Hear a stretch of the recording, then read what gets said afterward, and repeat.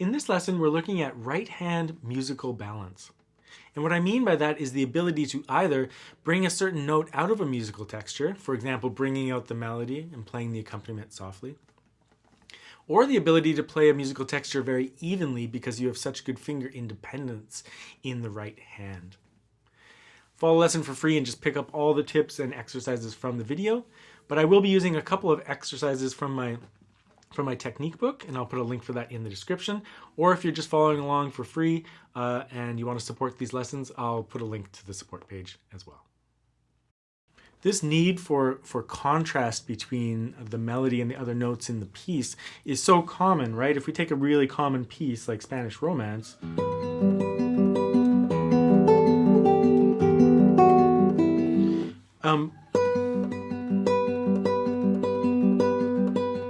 our ability to bring out the A finger in that texture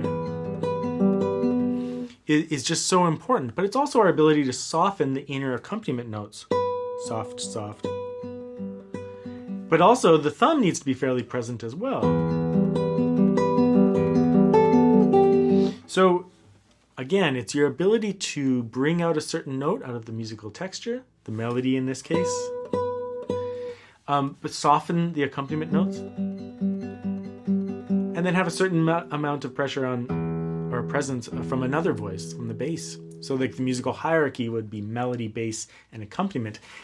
And then, that's melody, bass, and accompaniment. So we want this to come out, we want this to kind of come out, and we want this to be really soft. So this is the ability to create musical textures that clarify the hierarchy in the music. So what we're going to do is first, we're just going to talk about two ways that we can practice bringing out a note from a musical texture. So just two ways that we can practice finger independence in the right hand. And then we're going to do a series of exercises that work on musical balance in an arpeggio texture. So there's two ways that we can practice bringing a finger out of the texture or bringing a note out of the musical texture. Let's say we have a basic arpeggio. P-I-M-A. Let's say we want the I finger to come out of the musical texture.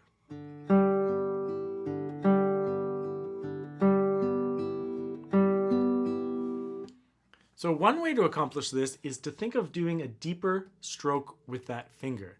Let's not use the word strength. Let's talk about the actual movement. So when we play with the right hand, we move our fingers in towards the palm.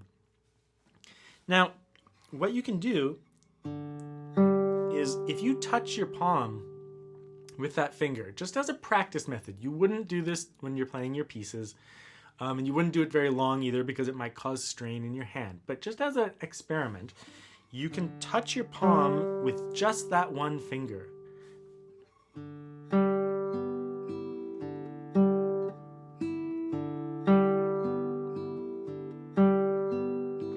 That's a really great way for me to send students home to practice, because instead of saying do a deeper follow through with that finger, which might not mean too much, instead I can say touch your palm, and that's a very tactile kind of way of them going home and doing something. But you just don't want to do it very long because it can cause some strain. But that's a great way to think about how one finger might have a deeper follow through in the stroke. And you might find just by doing that exercise that that note pops out of the texture. Now the second way would be to do a rest stroke on the individual finger you're looking to bring out. So let's say we're trying to bring out that I finger again. We're going to do all free strokes, but we're going to do a rest stroke with the I finger.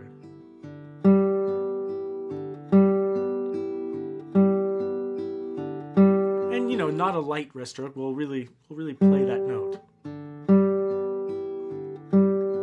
So it's free stroke, rest stroke, free stroke, free stroke, free, rest, free, free, free, rest, free, free.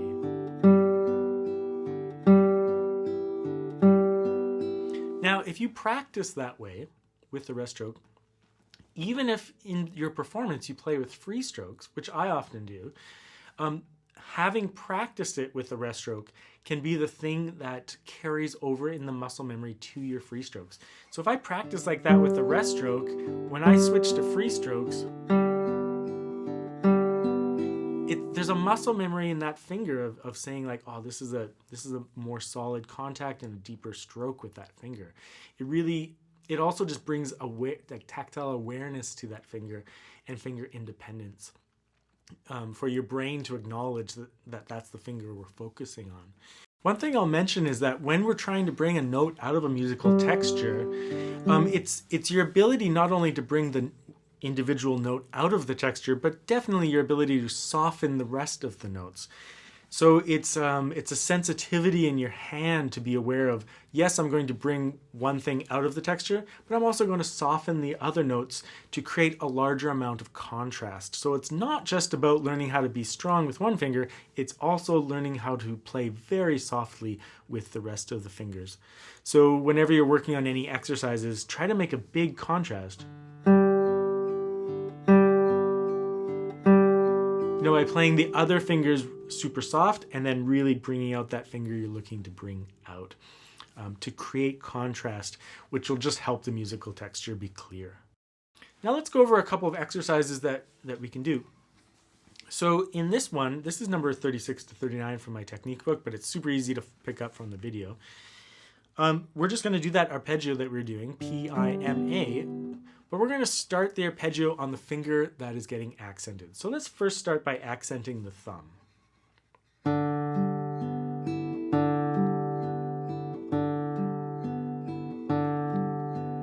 And remember, this is your ability here is to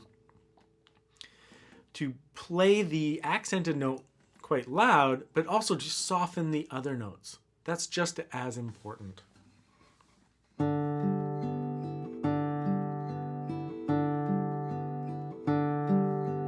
Now let's start the arpeggio pattern with the I finger. So we're going to start on that third string with I.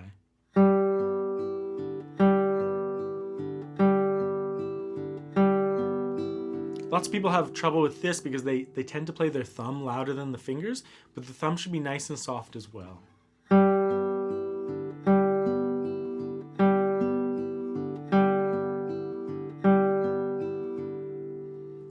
Then let's do the M finger, so we're starting on the second string now.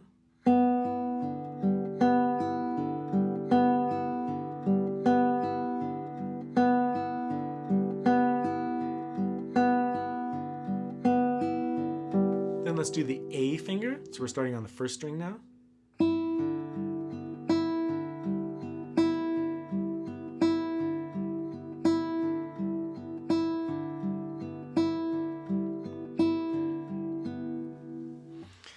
And, it doesn't matter how advanced you are, whether you're a beginner or an advanced student, you can still practice this exercise.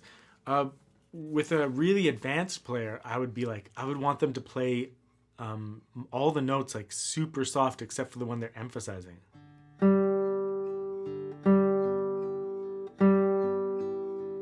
Which takes more finger independence. And your ability to make that large contrast between the note you're bringing out and the notes that you're softening is the thing that you want to be able to do.